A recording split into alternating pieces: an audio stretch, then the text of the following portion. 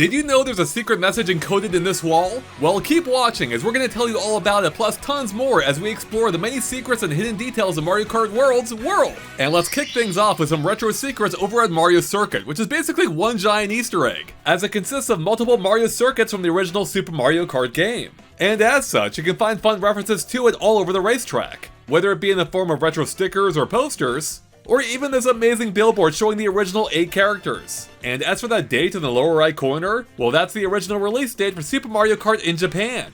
But my favorite detail is the one you'll find at the starting lines, being the race arch itself featuring an animated Mario from, again, Super Mario Kart. But the thing is, that's not any normal screen. That's actually a giant Game Boy screen. Not only is the distinctive black and green display kind of a giveaway, but it's surrounded by a gray border, with the Mario Circuit logo being in the classic Game Boy font, exactly where we'd expect to find it, along with an LED power light on the left, and even an on and off switch on top. This whole thing makes me a little sad that we never got an actual Mario Kart for the original Game Boy.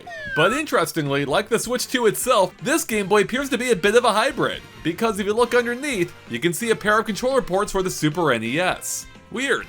Speaking of which, this empty billboard is shaped a bit like a Super NES or Super Famicom cartridge, featuring the same gray color and the ejector slot in the middle. Oh, and the 4 colors found in each corner? Yeah, those are the Super Famicom colors. Which, by the way, when taken all together, reminds me of a style of thumbnails found in a particular YouTube channel. Now, if you've ever been to Super Nintendo World, then you may have seen how Mecha Koopas and Bob-ombs are actually built. Yeah, they're not born that way, they're actually man-made, or should I say turtle-made. And now, thanks to another world, being Mario Kart World, we can see something similar for the bomber bills too, as we can see them seemingly roll off the assembly line and be loaded directly into the cannons at Airship Fortress, from which you can then go outside and see the end result. But that's not all, because in the hallway leading up to that cannon room, you can find multiple blueprints breaking down the bomber bill itself, as well as how to load it. There's even a note saying just to throw it in. And speaking of loading, did you catch that bomber bills are being held by the same kind of hands that also hold on to torpedo heads? Synergy, am I right? And speaking of things being made, have you ever wondered where Mario Kart's iron boxes come from? Well, you can find out by heading on over to Toad's factory. A few screens just past the entrance show the process, where ordinary bricks from the Mushroom Kingdom get pressed into Mario Kart iron boxes, and they contain a wide variety of items. You can actually see this entire process for yourself in the next room. Bricks come in, fall onto the conveyor belt, get pressed by these item-filled pistons, and are converted into the iron boxes we all know and love. Also, did you catch that those presses look more like gumball or capsule machines, right down to the turning handle?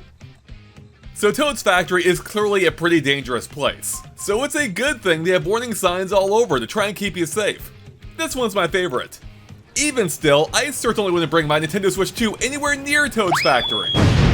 Unless, that is, I had it protected with a Mamba case, who's a sponsor of today's video, as they sent me over an entire Toad's Factory's worth of boxes filled with accessories to enhance and protect your Nintendo Switch 2. Let's take a quick look at them.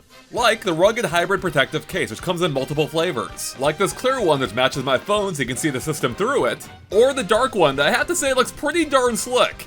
And there's a lot more to like about this case too. Like how the flexible handles not only makes it easy to take the case on or off, but even the individual Joy-Cons too without taking the entire thing off. And speaking of which, you don't have to take it off for it to fit inside your Switch 2 dock, which is huge for people like me who are docking it constantly. Although I gotta say, I might be docking it more than usual now with how comfortable this case feels in the hand, especially with the added grip and comfort around the Joy-Cons. Now, if you're looking for something to travel around with, then you can't go wrong with the Mamba Switch 2 hard carrying case. And not just because I love the Joy-Con designs on the front, but also because it offers 360-degree protection, with its hard shell guarding not just against being dropped, but also water too.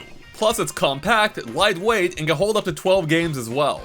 There's also this much larger one that's built like a tank, and not only can it hold all the same stuff, but it's got room for accessories too, like extra Joy-Cons or whatever else. Next, we have the super slick charging dock that can recharge up to 4 Joy-Cons at a time. I can't get enough of attaching and detaching them. Mamba also offers screen protectors, Joy-Con grips that feel great in the hand, along with racing wheels for your Joy-Cons to give you the most authentic driving experience possible in Mario Kart World and other racing games. So basically, whatever it is you need for your Switch 2, Mamba can hook you up. So make sure to click on my link in the description below to pick up any of these accessories for yourself. Now let's get back to more of those Mario Kart World secrets.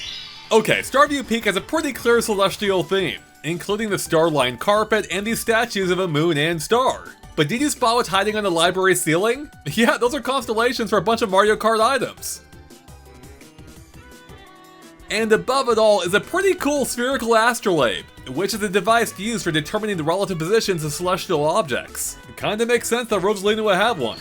Boo Cinema has to be one of the coolest tracks in the game, as it takes the idea of a drive-in movie a little too literally. But did you catch that you can see the name of that movie on the marquee outside the theater? Being Boo Castle, and is apparently presented by Behemoth, as in the Mario enemy from New Super Mario Bros. 2.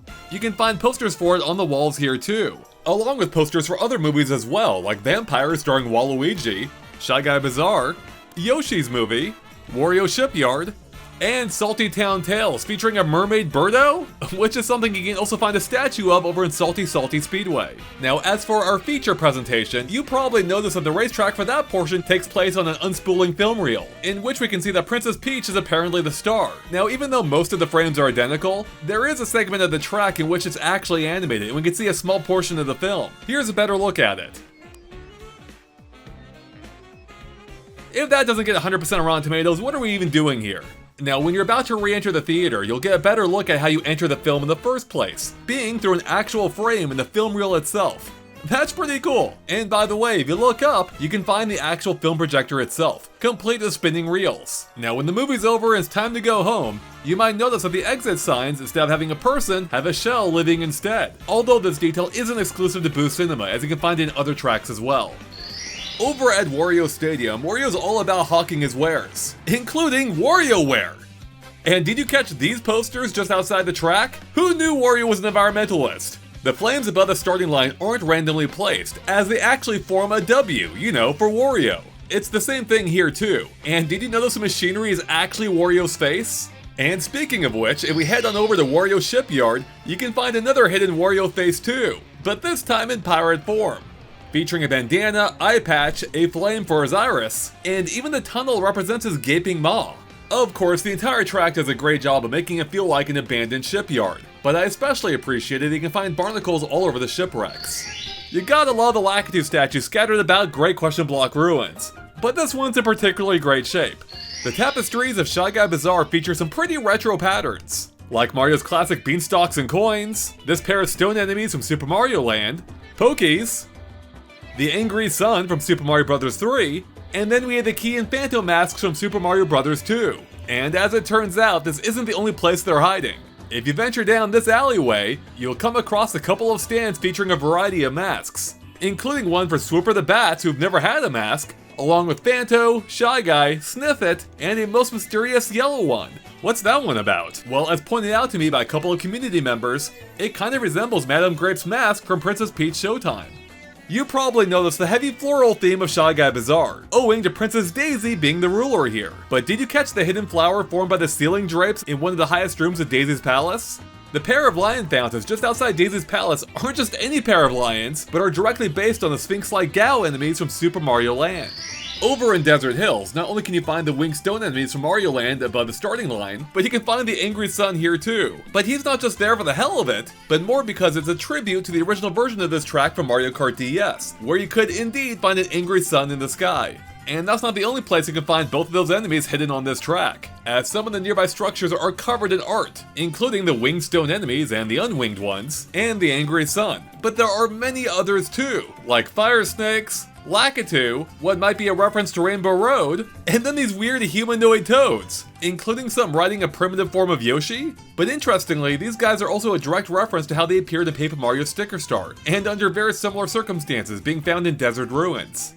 Furthermore, throughout this region, you'll find what appear to be hieroglyphics, or at least the Mushroom Kingdom version thereof. And as it turns out, they're hiding a secret message. But first, like the real thing, each character is based on a recognizable world element. There's piranha plants, the stone enemies, conch doors, fire flowers, Shy Guys, and what looks to be Pokies. Now you probably noticed that we skipped one of the icons, as it seems to be a bit different from the rest. We think it may match up with that Rainbow Road-like diagram that we pointed out a few moments ago, but if you think it's something else, let us know in the comments. Now, as I mentioned earlier, these aren't just fun icons, as it's actually a hieroglyphic-like language. And it's actually pretty easy to decipher if you know what to look for, as every one of these characters correlates to a letter in the English alphabet. And not just that, but they even resemble that letter too. Like the fire flower is clearly an O, and that Poke looks like a T. And then this pair of symbols appear twice, with the left one looking like an A and the right one looking like an R. Are you getting it, or do we need to literally spell it out for you? Let's go ahead and fill in the rest. That's right, it says Mario Kart. There's even a gap between the two words, and the dots on either side clearly mark the beginning and end of the statement. So that explains why we can see this arrangement of letters all over this course, including on the starting line. But that raises the question, how freaking old is Mario Kart anyway? Is it truly from the Mushroom Kingdom's equivalent of Egyptian times? And we thought Donkey Kong's lore was getting out of hand. In any case, there do appear to be a few more symbols that, as far as we can tell, don't translate into anything directly. Now, some of them do appear to match up with the ones we've already covered, but there's some new ones too, like a Mega Mushroom, what looks to be the Typhoon enemy, along with what might be the Ninja enemies, and the turn-ups of Mario 2. And speaking of the turn-ups, they also turn up at Moo Moo Meadows. And inside the main barn is this incredible artwork. I find it to be quite moving. Oh, and right below it is this sign for Hot Foot Gasoline, as in the enemy from Mario 3. There's also this neat looking billboard too. But more interestingly, did you spot the 2008 date in the bottom right corner? That's in reference to the year when this track first appeared, back in 2008 with the release of Mario Kart Wii. The entirety of Mario Bros. Circuit appears to be an ode to the past, both for Mario and Luigi, but also our real time too. Of course, the overall theme appears to be based on the original Mario Bros. Arcade game back from 1983, as made clear by the classic logo here, along with a pair of uniquely curved pipes. In fact, with that game's emphasis on pipes in general, that explains why the distinctive green pipes can be found all over the place here, along with a distinctive red valve too. Beyond that though, this entire area has a 1950s flair to it. What, with the heavy neon lighting all over the place, an emphasis on diners, and even that curved font. And with it being built in the desert, it reminds me of something. There's no way you can convince me that didn't have some influence. But that still raises the question of how did we get here in the first place, as Mario and Luigi are from the 80s, not the 50s. And well, I think the secret might lie in the title screen of Mario Bros., as it has a pretty clear neon style to it. And since the popularity of neon signage peaked in the 50s, it kind of makes sense that Nintendo just based everything around that. Oh, and the trim on this building looks like an M, you know, for Mario. Anyway, speaking of tracks based on movies, do I really need to explain Dino Dino Jungle? Except, instead of being a Jurassic Park, it's more of a Jurassic Laboratory. Or should I say a Dino Dino Laboratory. But you gotta love the environmental storytelling that paints a really dark picture. You can see immediate damage at the starting line, with giant claw marks across the Mario Kart logo causing the entire sign to spark, and the supporting structures have heavy damage and are actively leaking some kind of gas.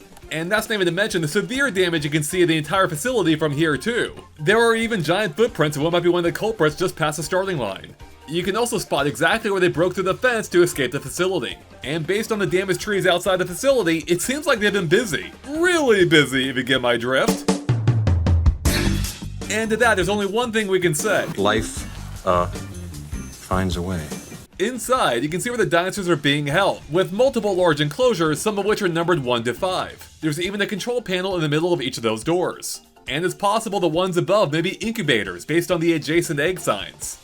Finally, it seems the dinosaurs may have set off some kind of alarm as they were leaving, as you can both see and hear the sirens by this door. Speaking of hearing things, that's kind of what Koopa Troopa Beach is all about, as there's an entire DJ putting on a show. And one of my favorite details is that you'll find speakers hidden throughout the track as part of the course barrier. And strangely enough, Bowser's Castle is doing something similar too. I mean, the guy's got an entire lighting rig and giant speakers right at the starting line, which by the way have tiny little Bowser horns on them, which matches up with the giant set of horns you can see on the castle itself, as well as on top of the main structure. You can find other speakers attached to lighting rigs throughout the course too, which by the way also have horns. Of course, it's not all fun and games here at Bowser's Castle, as he's up to some shady stuff involving summoning lightning. He even built an entire control room for it. Look at all those instruments. There is one final odd detail of Bowser's Castle, and it involves this manhole, as it's branded as Mario's M. Does Mario have a direct link here? Just outside Drybone's Burnout is this graveyard. On the front of every tomb it says RIP for rest in peace, right? Well, not quite, because if we take a look at the back we can see what it actually stands for. Race in Peace. Although, if you're looking for some actual peace, why not head over to DK Pass, which is a full-blown ski resort. Not only are there maps showing all the ski slopes, but there are even signs pointing you toward key destinations too. And they actually work, as in, if you follow the sign for the lodge to the right, well, there it is. Same thing for the lake to the left. Over at the nearby ski lift, you can see Shy Guys, Yoshis, and Toads riding it up. And look how cute their gear is. Cheep Falls wears its Japanese influence on its sleeve. And appropriately enough, the food vendors here use actual Japanese too. This one translates to taiyaki for a fish-shaped pastry, or a cheap-shaped pastry in this case. This one is takoyaki, or octopus dumplings. And this one is fruit candy. You might have noticed that Choco Mountain has a bit of a monster truck theme, or at least is sponsored by one. But what if I told you the entire racetrack takes place inside a giant monster truck? That's one of the wheels right there. If you look back from the starting line, you can see the front of the vehicle, including the front bumper, a pair of headlights, and of course the 2 front wheels. And that lighting rig likely represents the top of the body. The nearby binoculars offers a better view of the full thing, but it doesn't show everything. Because if we head to the back side, we can not only find the rear wheels, but there's even a license plate holder with reflectors too. And here's how the entire thing looks from the side. Kind of crazy, huh? Over in Crown City, there is a lot going on. Just look at all these buildings. There's a Warp Plaza shopping complex that has a wraparound blue warp pipe, along with an incredibly impressive screen, complete with their warp pipe iconography running through it. And right next door is the headquarters for Roy Smooth Sounds. There's also this neat looking building, which has segments that look like a classic Mario brick. And right across the street is a Rosalina automobile dealership? What? A little further up the street is a Burnout jewelry store, and look at that picture. There's also a second Boo Cinema. Who knew it was a franchise? But this one appears to be showing the movie Peach Deep Forest Explorer. There's also ads for other new movies too, like The Adventures of Toad and Lakitu the Fisherman. It even lists the stars, with Cheeps being the river dwellers, Lakitu as a fisherman, and Spiny Eggs being Lakitu's friends. Another business nearby is a little bit more hidden, being Lakitu's item box. And it seems they manufacture different Mario Kart items based on the ads found on the building, like the Golden Mushroom, hammers, and the Super Horn, which is being advertised as having an ear-splitting honk. Now that I think about it, is this where Toad's factory sources all of its items from? And speaking of where things come from, did you spot the mushroom emblem that brands most of the cars in the game? Well, the ads on this building show that the car brand is called Dash, with the slogan, "Accelerate the Fun." In fact, there are a ton of advertisements to be found here. Like this entire wall plastered with Koopa construction ads, in which they show off all the kinds of things they build, including homes, towns, and even spaceports? But interestingly, they're not the only game in town, as just around the corner are some ads for Parabitty Bud Construction. But given how beat up those ads are, and the fact they're installed on a boarded up building, makes me think that one of these companies is doing a little bit better than the other. There's also this impressively animated ad for the Sunshine Railway, and they even advertise some of the destinations nearby, like Snow Lake or a seaside resort. And just across the street is another impressively animated ad that wraps around the building for Pauline, probably for some kind of concert. Now there's still one more major business downtown that we haven't mentioned yet, being the headquarters for Mario Kart TV, located within a tall tower with Lakitu's eyes gazing upon the city like the Eye of Sauron. Am I the only one creeped out by this? In a more realistic touch, all the tall buildings here have red lights on them, which are used to warn aircraft of their existence. And by the way, the one for Mario Kart TV looks like an antenna, and is sticking out of what appears to be a headset, you know, like what a broadcaster would use. But getting back to the aircraft topic, did you catch that there are helipads on a bunch of the buildings here? And it's not just for show, as they're actually used repeatedly. Outside of downtown, this Fireflower Diner isn't too hard to find. But have you found a secret diner hidden in this alleyway? It's called Magmar's Diner. Yes, as in the Magmar from Super Mario Galaxy 2. Would you really trust this guy not to burn your food? And just across from it is some kind of Super Bell business. There's also a ton of pretty cool graffiti to be found throughout the city, like these old school Koopa Troopas walking around on all fours. But my favorites are the enemy ones that also spell out what they are, like the Angry Wiggler and Typhoon, even if it is hard to read. And I especially love some of the more pedestrian details, like the ones involving actual pedestrians, like how you can watch a tour buses pull up to the different bus stops, unload their passengers, and have the ones who are waiting hop aboard, and you can then follow it to the next bus stop. And did you catch how the bus driver even turns the engine off when loading or unloading? At the pier, there's a hidden symbol here that you'll almost certainly miss, unless you take a look at it from above. Yep, that's a mushroom. Okay, I probably don't need to point out that DK Spaceport is basically a giant tribute to the original Donkey Kong arcade game, but I'm gonna do it anyway. Such as how just about the entire track's design perfectly matches the first stage from the original Donkey Kong arcade game, complete with red girders, blue ladders, and a pile of barrels at the very top exactly where you'd expect to find them. They even recreated the scoreboard in the same place, and it features a pixelated display too, only now it says DK Boosters instead of your actual score. Oh yeah, and there's a giant DK to climb it all and throw barrels down at you too, only this time in robotic form. And there's tons of other little details too, like these danger signs that feature the fireballs and oil cans straight from the arcade game. And you'll also find 3D versions of those same oil cans scattered about too. Then you might catch a classic sprite of DK's head greeting you on the ramps. And you'll find even more classic decorations on the inside of those ramps, such as barrels both in stationary and rolling form, along with some of Pauline's classic collectibles like a parasol and her purse, as well as a 300 point value that they're all worth. And around the next corner is an especially cool neon take on the classic oil barrels and fireballs. And in a really neat touch, the jump pads throughout the course that let you hop over the barrels is the same sound as when Mario does it back in the arcade game. And of course, to touch on the music as well, which begins as an arrangement of the music from the first level, growing increasingly intense, but then it changes up at the very end, just as you're facing down a cascade of barrels. Yep, it's hammer time! In that, like the original game, it'll power you through to the end of the stage, as symbolized by the hammer decorations found on the wall in only this section, along with the barrels that they're busting apart. And of course, what else would be waiting for you at the finish line except for a high score sign? And in a way, it kind of breaks the fourth wall at the end, because if you look up at the ceiling, you'll find all kinds of electronics, like circuit boards, ribbon cables, and even more, almost as if you went into the arcade machine itself. So it should be pretty clear by now that this entire stage is a loving tribute to the original Donkey Kong arcade game. But what if I told you it's also secretly a tribute to another Donkey Kong game as well? But for that, let's go back to the start-ing line. Because, like with Mario Circuit, this one too has a screen embedded into it. Only this time, it's a Game & Watch screen. You can tell by the limited colors and the fact that the game objects cast a shadow onto the background, and it's surrounded by orange plastic, just like the Donkey Kong Game & Watch that came out way back in 1982.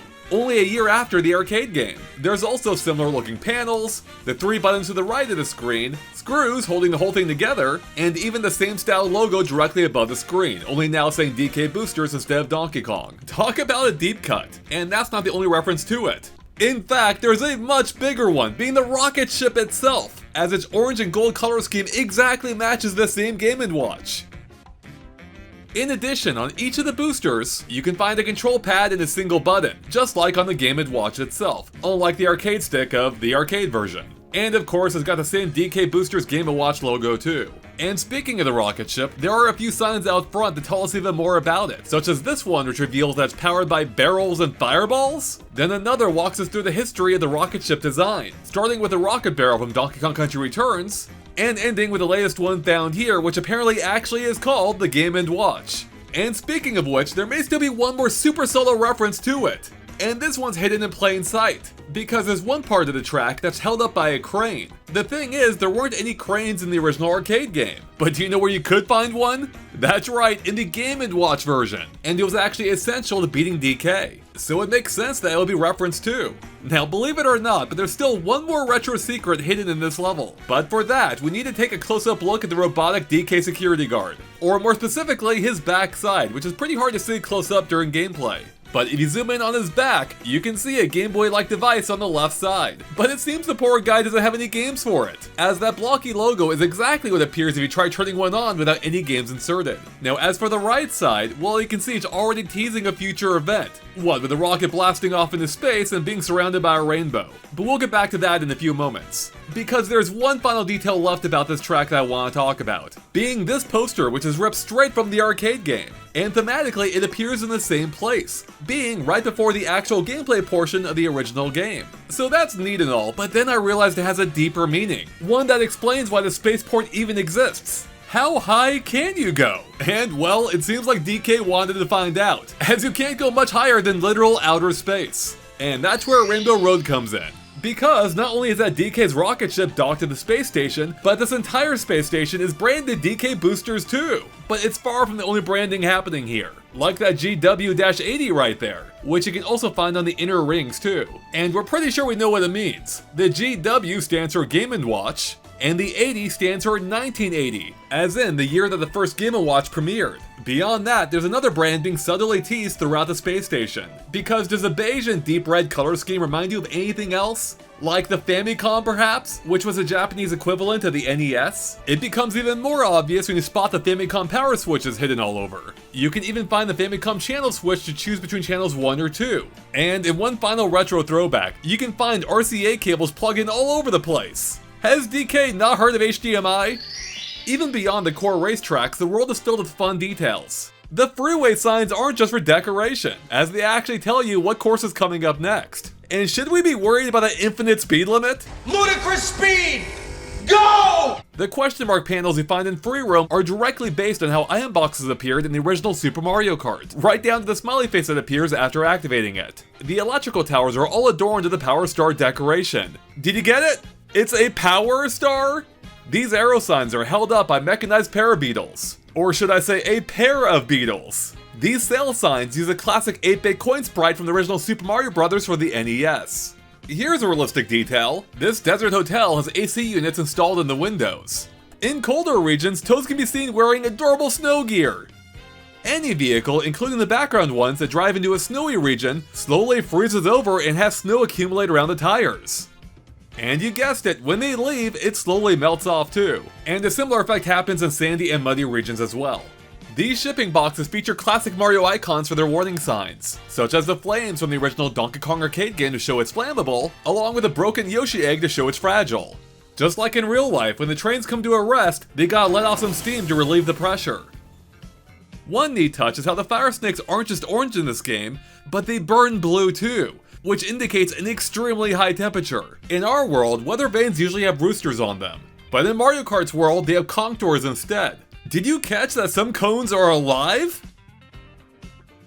Aw, they're shy. Finally, did you catch that the sandcastles aren't just any sandcastle, but are Super Mario Bros. Sandcastles? Right down to the little flag on top. Don't you dare think about it, Bowser. Woo, we finally made it to the end of the video, and we covered way more than I expected to when I first started it, as I just kept finding more and more details. And believe it or not, I didn't even cover everything here. So let me know in the comments if you want to see a part 2. And also, make sure to let me know if you caught any other details yourself as well.